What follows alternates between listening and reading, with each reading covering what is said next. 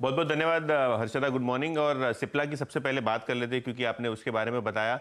CNBC आवाज़ पर सबसे पहले न्यूज़ रिपोर्ट हुई और सिप्ला की बात करें तो यहाँ प्रमोटर्स ने लगभग 2.5% हिस्सा बेचा है। जो हमीद फैमिली है उन्होंने अपने शेयर्स बेचे हैं और ये डील जो है ब्लॉक विंडो में हुई क्योंकि डिमांड काफ़ी अच्छी थी। और इस डील के बाद जो 1345 रुपये के आसपास हुई, शेयर में आप 3-4% की शुरुआती तेज़ी देख रहे हैं। इसके अलावा सीमेंस, ये एक स्टॉक है जहां ब्रोकरेजेस ने रिजल्ट्स के बाद अपना टारगेट बढ़ाया है।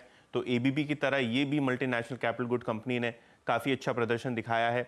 5.5% ऊपर शेयर है और जेफरीज की यहाँ बाय कॉल है। रिजल्ट्स के बाद 8,000 रुपया अब टारगेट बढ़ा के इन्होंने कर दिया है। और आखिर में ओबेरॉय रियल्टी एफएनओ का एक टॉप गेनर ये दिखाई पड़ रहा है आपको। स्टॉक लगभग अपने डेज हाई पे है, 6% ऊपर। और अगर हम Q4 की बात करें तो मुनाफे में 64% की इंक्रीज और एबिटा मार्जिन में भी काफ़ी अच्छा सुधार। ऑब्वियसली रियल एस्टेट कंपनी है तो ईयर ऑन ईयर बेसिस पे ज़्यादा कंपेरेबल नहीं होते, लेकिन जिस हिसाब से प्री सेल्स हुए हैं और जिस हिसाब से कैश फ्लो कंपनी ने जनरेट किया है, कहीं ना कहीं इन्वेस्टर्स काफ़ी एक्साइटेड रहे हैं Q4 के रिजल्ट्स के बाद।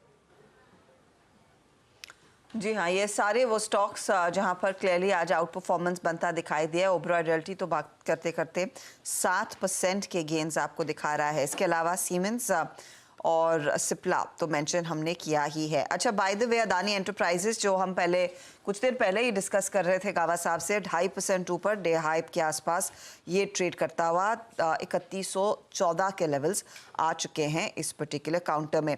दबे पांव से डॉक्टर रेड्डीज में भी कुछ पिकअप देखने को मिला है। ये फार्मा साइड पर सातपुते जी, क्या डॉक्टर रेड्डीज भी एक अपॉर्चुनिटी दे रहा है? हर्षद दी, चार्ट देख के लगता है कि एक स्विंग ट्रेड मिलना चाहिए, एक रिलीफ रैली प्ले होगा जिसका टारगेट होगा करीबन 6080 से लेके 6100 का।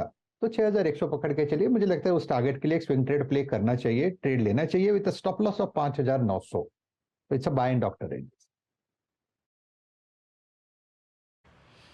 अच्छा, सुबह से बहुत सारे पीएसयू बैंक से बात हुई, केनरा बैंक पे बात हुई। केनरा बैंक पे माइलेज का अलग कारण है, but seriously in terms of averages अगर कोई पहला बैंक मेरे आई थिंक कन्विक्शन की लिस्ट में अपीयर हो रहा है, दैट्स कोटक महिंद्रा बैंक। लेके आइएगा प्राइवेट बैंकिंग स्पेस में।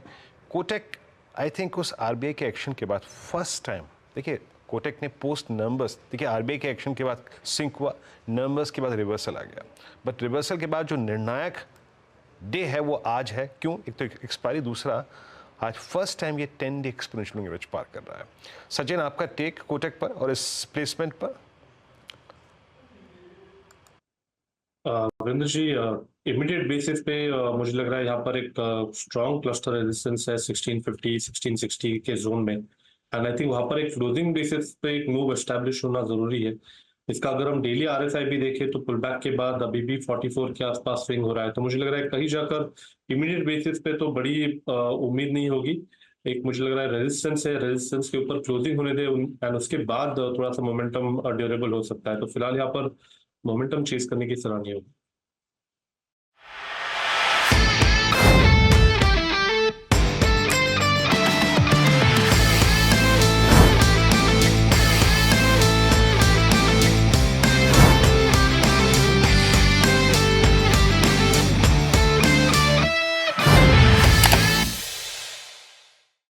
बता दें कि मनी कंट्रोल पर दिए गए विचार एक्सपर्ट्स के अपने निजी विचार होते हैं।